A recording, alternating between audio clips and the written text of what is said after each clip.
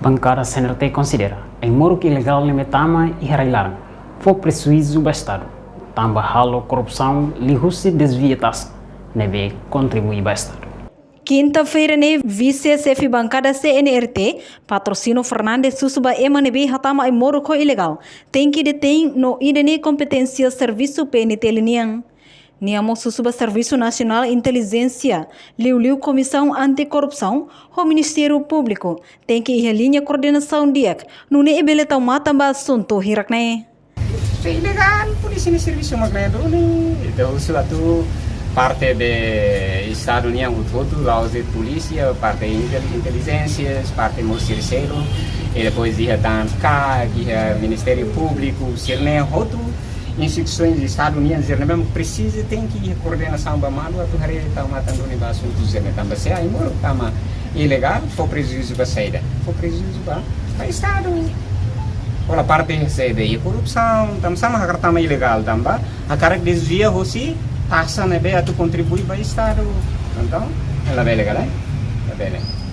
E se tama ilegal, lá é controle, sema katene kata kaimuruk sirne, prensa critérios sirne be standar nebe sistema saúde Timor-Leste ninia autoriza cá, lá é cara, sirne nebe ninia implicação do povo. Então, não é? Ini se ini kesudian angkara governo ini hari hanusa angkara governo ini hari mas se polícia batu ona é parabéns para polícia serviço e reforço serviço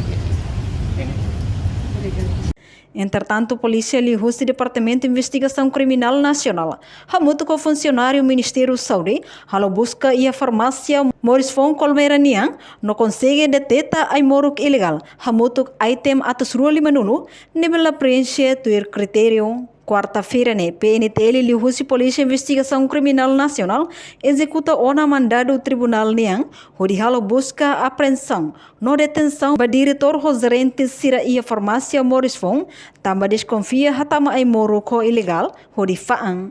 Reportagem mel da Fátima Televisão Timor-Post.